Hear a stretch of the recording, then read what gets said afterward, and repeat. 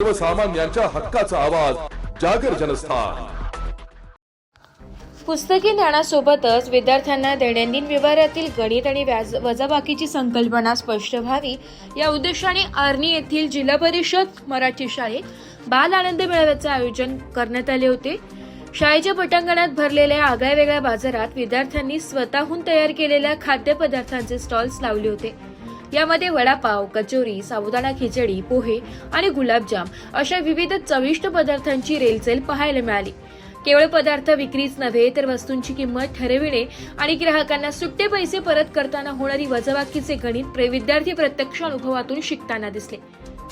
या मेळाव्याला गावातील पदाधिकारी, शिक्षणप्रेमी आणि पालकांनी मोठ्या संख्येने उपस्थित राहून विद्यार्थ्यांच्या कौशल्याचे दाद दिली आहे। पालकांनी मेळाव्यातून मनसोक्त खरेदी करत चिमुरडे व्यापाऱ्यांचा उत्साह द्विगुणित केला। ग्रामीण भागातील विद्यार्थ्यांमध्ये व्यवहार चातुर्य वाढावे आणि गणितासारखा कठीण विषय सोपा व्हावा यासाठी शाळेने राबविलेल्या या उपक्रमाचे सर्वत्र कौतुक होते। विद्यार्थ्यांच्या चेहऱ्यावरील आनंद आणि त्यांच्यावरील आत्मविश्वास या मेळाव्याचे मुख्य आकर्षण ठरले। जागर जनस्थानसाठी प्रतिनिधी रूपक बिरारी धुळे।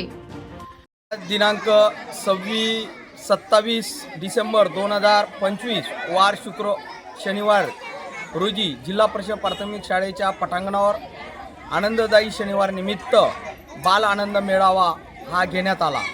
बाल आनंद मेळावा घेण्यामागचा एक उद्देश आहे की विद्यार्थ्यांना ज्ञानाबरोबर व्यावहारिक ज्ञानाचं ज्ञान कळावं म्हणून हा बाल आनंद मेळावा या ठिकाणी साजरा करण्यात येतो। विद्यार्थ्यांना विविध प्रकारचे स्टॉल या ठिकाणी लावलेले आहेत।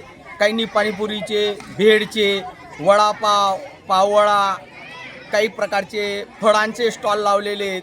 काही विद्यार्थ्यांनी पोहेचा, नाश्त्याचा लावलेला आहे, काहींनी ठेचा भाकरचा या ठिकाणी स्टॉल आहे। विविध प्रकारचे असे या ठिकाणी कमीत कमी या जिल्हा परिषदेची पटसंख्या 114 असून या ठिकाणी 35 ते 40 असे स्टॉल विद्यार्थ्यांनी लावलेले आहे। या बाल आनंद मेळाव्यामध्ये विद्यार्थ्यांना बेरीज कशी करायची, बेरजेचा आता समजा एखाद्या गिराईकाने त्यांना 10 रुपये दिले, त्यांनी 5 रुपयाची वस्तू घेतली तर त्यांना किती रुपये वापस परत करायचे, 5 रुपये। यामुळे विद्यार्थ्यांना वजाबाकी कळते। तसेच जर एखाद्या गिराईकाने 5 फळं घेतले, एक फळ 5 रुपयाला तर 5 फळं कितीला, 25 रुपयाला। यामुळे त्याला गुणाकार काय असतो हे त्या विद्यार्थ्याला कळत असते आणि या ठिकाणी सर्व पालकवर्गांनी या ठिकाणी उत्स्फूर्त असे भाग घेतलेला आहे। गावातले सर्व ग्रामपंचायत सरपंच